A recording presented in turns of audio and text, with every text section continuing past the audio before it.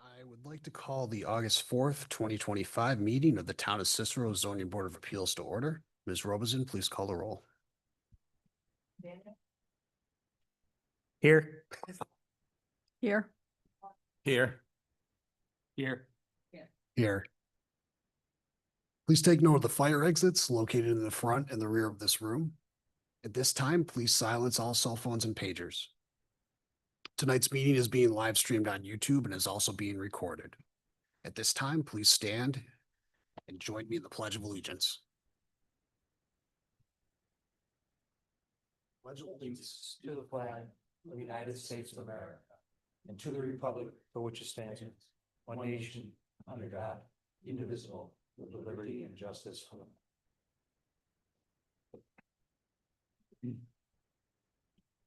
Thank you. Has everyone read the minutes of our July 7th, 2025 meeting? Okay, any corrections? Do I have a motion to approve?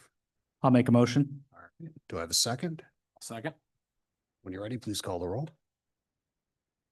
Yes to the motion. Yes to the motion. Yes to the motion. Yes to the motion. Yes to the motion. At this time, I will make a motion that all actions taken tonight are type 2 actions and have a negative impact that is no impact on the environment unless otherwise indicated. Do I have a second? Second. When you're ready. Yes to the motion. Yes to the motion. Yes to the motion. Yes to the motion. Yes to the motion. We also have proof that all items on tonight's agenda have been advertised as directed by law. I'll briefly review the process for tonight's meeting for the benefit of those present that have never been before the Zoning Board of Appeals. Each applicant will have an opportunity to describe their project. The board will then ask questions about the project. I will then open a public hearing where people will be able to speak for or against the proposed variance. The applicant will then be given the opportunity to respond to public input and provide additional information. Board members will be allowed to ask follow-on questions. The board will then openly discuss the 5 factors that contribute to the final decision. Please note that this board does not have a pre-agenda meeting, so there is no prior discussion of cases outside of this meeting. And then finally, a motion will be made either approving or denying the requested variance, seconded and voted upon. So our first case tonight is an area variance for a property on 7309 Lakeshore Road. The owner is 7309 Lakeshore Road LLC. The applicant is David Colgrove. If someone could come up and please describe the project for us. Good evening. I'm Dave Colgrove from Labella Associates. My client came to me and he's looking to enlarge his residence at 7309 Lakeshore. There's an existing 2-story deteriorating wood frame portion of the garage, which they are removing, and which is it's a 1-story portion of the garage. It's about 1,500 square feet.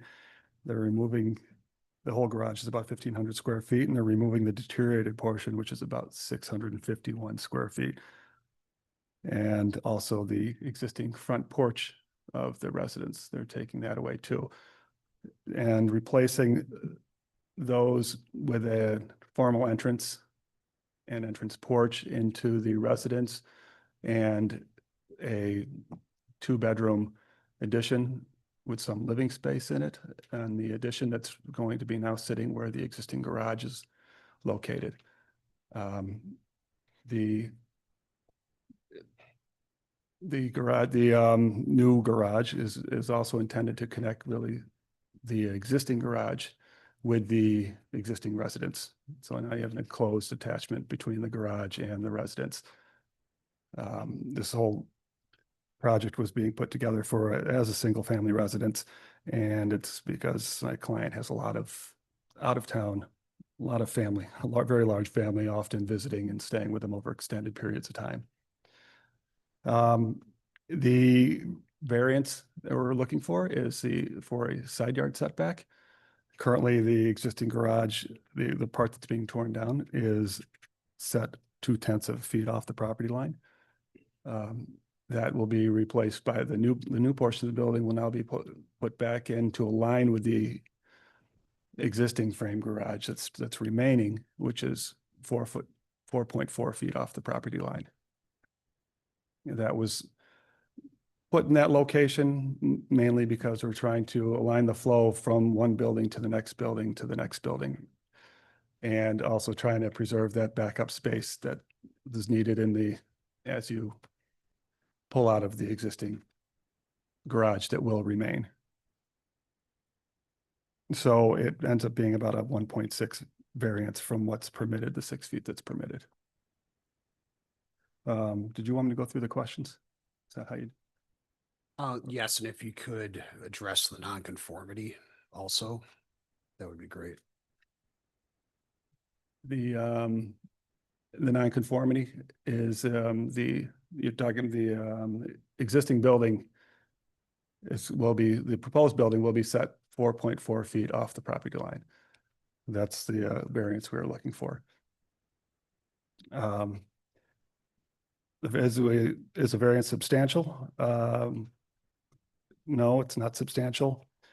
It's probably 27% less than what's permitted.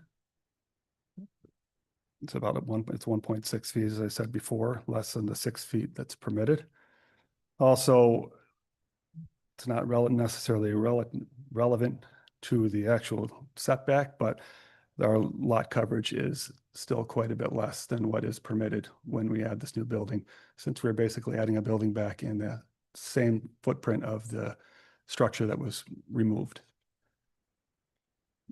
So we're at 15, we're going from 15% lot coverage to 18% lot coverage in an area that's generally permitted to have 25% lot coverage. Will an undesirable change be produced in the character of the neighborhood? An undesirable change will not be produced in the character of the neighborhood.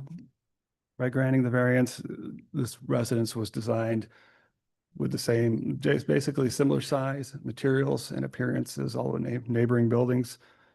And we're actually moving it 4.2 feet further away from the property line than the existing building. We don't believe that the benefit could be sought by any other means other than a variance. The older portion of the garage was deteriorated, and the roofing was inadequate, so we decided to take that down and to try to enclose that connection, as I said, between the residence and the garage.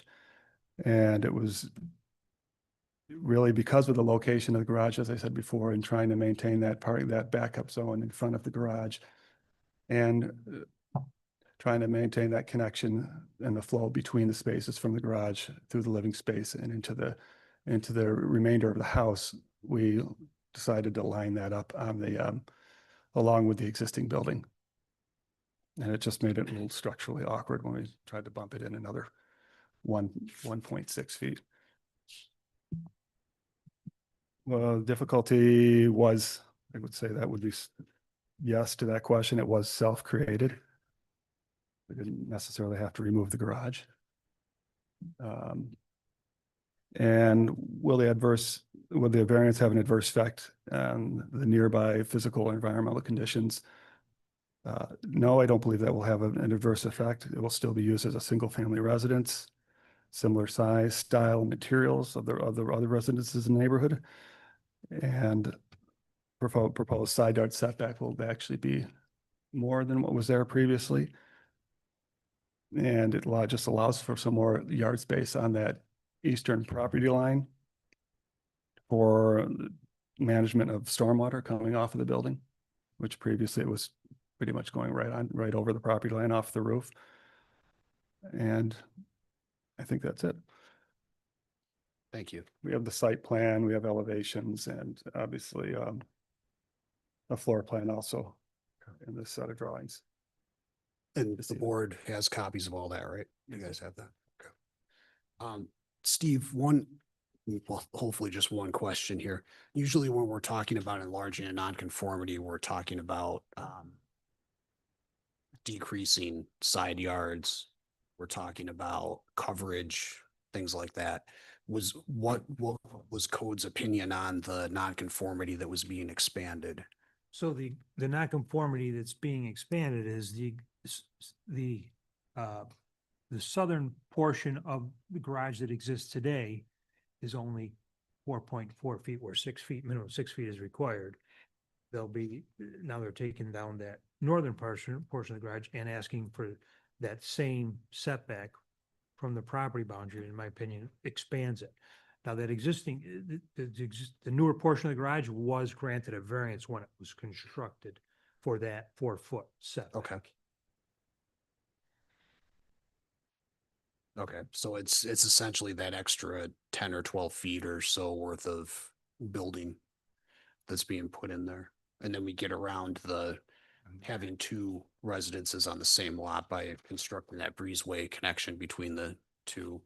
Oh, yeah, is that, Well, yeah, just in general. yeah, I mean, it's really an addition. I know that'd be, that was a question I had. Could this be added?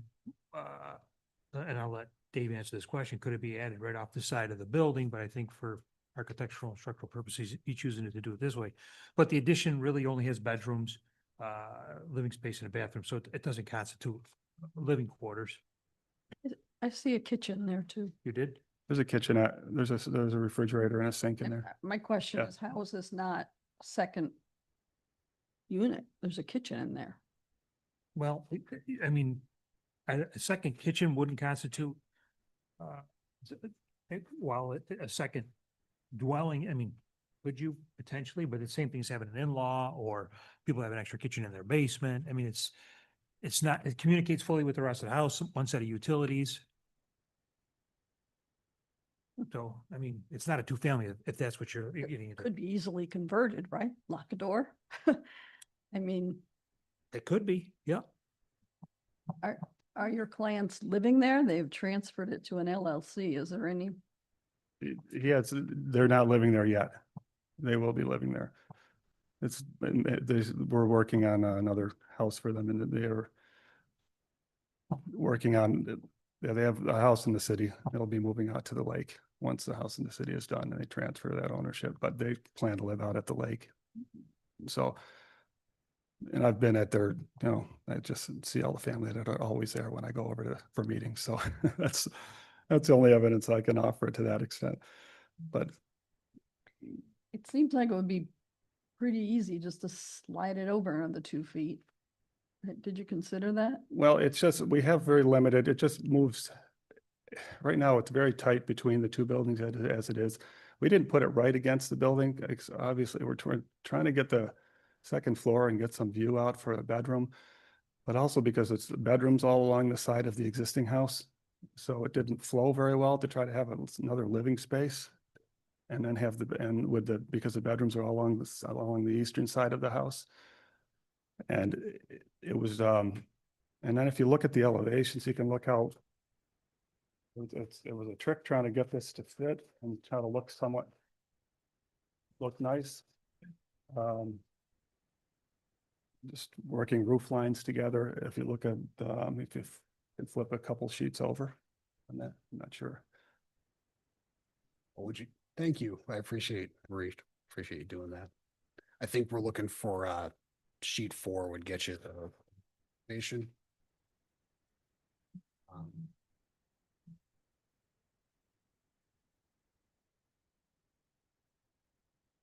That's a Yeah. side. So it just, structurally, I mean, it just becomes more and more structurally challenging when you push the whole building a couple feet over toward the building, and it closes up that space between the buildings even more. Trying to keep it open so you can actually, when you pull in the driveway, there's an area of glass so you can see through the lake when you're coming in, and so you have somewhat of a presence for that entrance rather than just trying to almost butt the buildings together, I think. Did you look at making the addition 2 feet narrower? Yeah, well, it's same. So if you look at so you can look at the base on the floor plan. So the addition is kind of what we're trying to fit within that floor plan. The lower level, I mean, the primary use for this level of this plan is to be more accessible. So it's designed for the older relatives, which will be on this. He was planning on living in, the owner was planning on living in the bedroom on the second floor of this addition.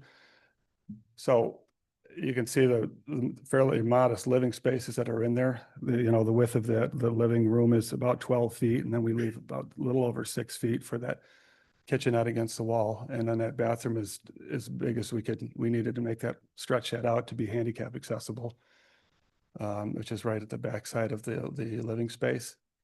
And the bedroom is about 10 feet by 10 feet, I believe, which is with a king size bed. You can see how it gets filled up, and it still have maneuvering clearances around the bed. The closet looks large, but that's only because we're kind of covering the stairway going up to the second floor, which bumps into the existing garage space.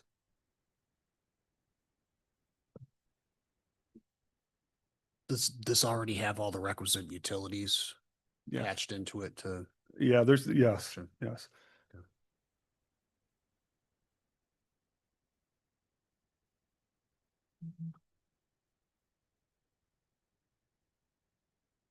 What else? Other questions?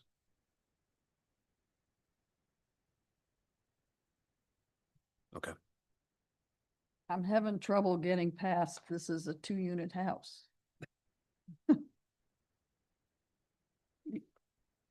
You don't see any issue with that in the, There's nothing in the zoning ordinance that defines in-law apartment, although there's something we've talked about and we're trying to get going forward.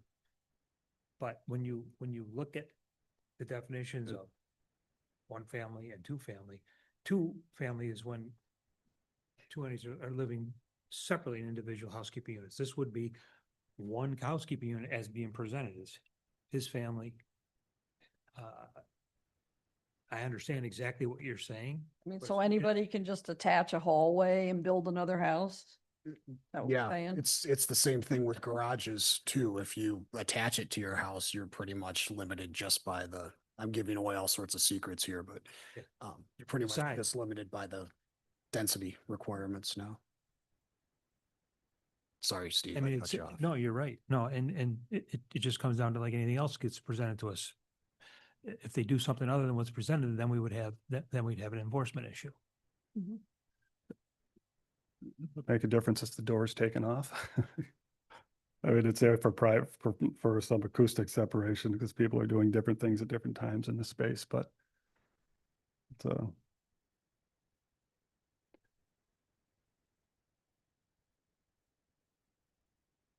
And the other question that's probably coming is that when it comes down to the question of an LLC or whatever, that's really, while you could maybe infer some intent about that, there's other legitimate reasons for having an LLC for protection of property that isn't within our purview.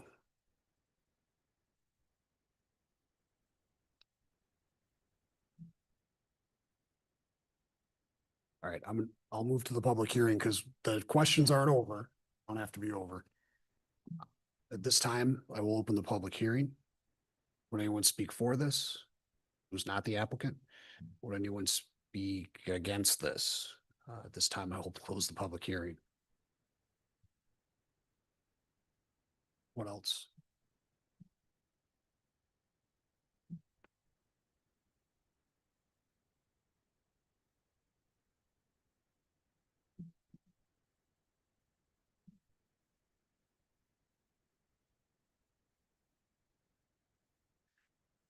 So I think just for general discussion, I think the charge with the 5 factors right now is, does the expansion of this nonconformity cause any kind of harm to the surrounding neighborhood? So if that helps anyone with, and again, that's just my opinion, but if that helps anyone with their decision or further lines of questioning, go right ahead.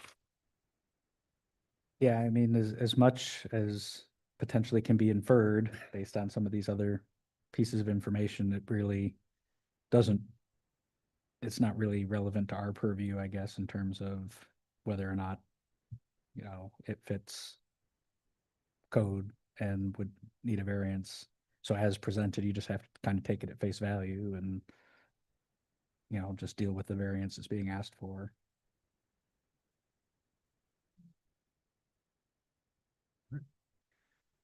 If there's no other questions, would anyone like to review the 5 factors? I will. All right, Mr. Suarez.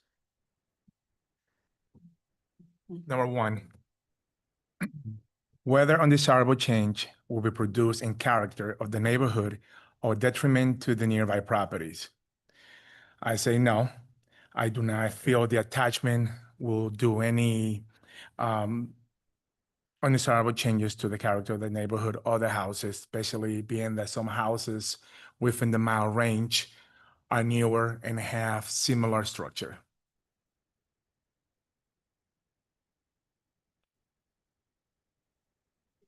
Agree. Agree. I agree. I did do a little bit of soul searching on this one because in a lot of cases, I feel like we're creating a wall of new construction through here. But at the end of the day, I have to agree, there's no undesirable change or detriment to nearby properties. Number 2, whether benefits sought by applicant can be achieved by a feasible alternative to the variance. I said no, due to the fact that there's damage on the garage with the wall and the roof. The actual addition will enhance the aesthetics of the yard and the home. Again, within the mile, similar houses. I disagree. I think it could be adjusted slightly. It's more preference that it's lined up this way. However, that's not necessarily a reason to deny the variance. Agreed. I agree. I think that there are other options here, but if the benefit sought really is to have a separate 2-bedroom space, separate from the main home, I think that's really the only way you can do it. I think there's other ways to do it, but none of them are very aesthetically pleasing, so I would agree. Number 3, whether the request variance is substantial.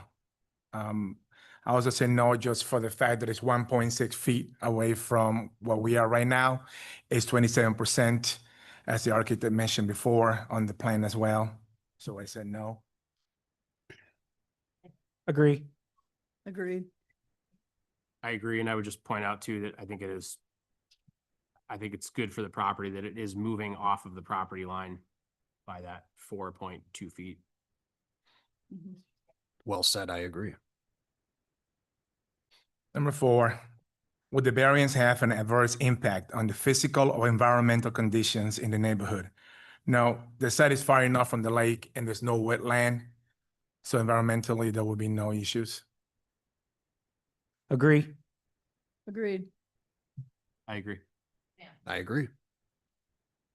Number 5, whether the alleged difficulty was self-created.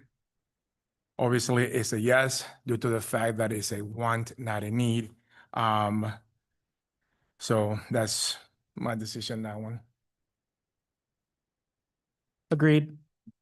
Agreed. I agree. I agree. So with that, if you're ready to make a motion. I motion for yes. So I gotta read this. Yep. So my motion is yes for Mr. David Caligrove for the 7309 Lakeshore Road, an area variance where the proposed 38 feet by 24 building addition has a side yard setback of 4.4 feet, where minimum distance is of 6.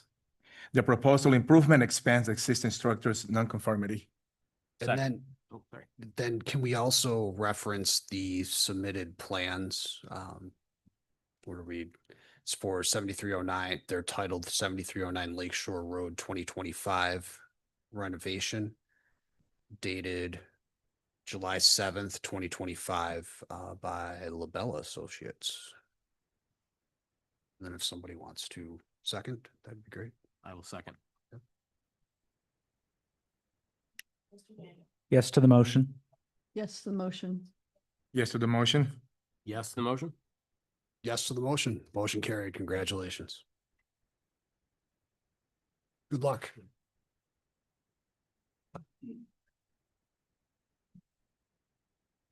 Okay, so with that, our next meeting, I believe, is scheduled for Monday, September 8th, 2025.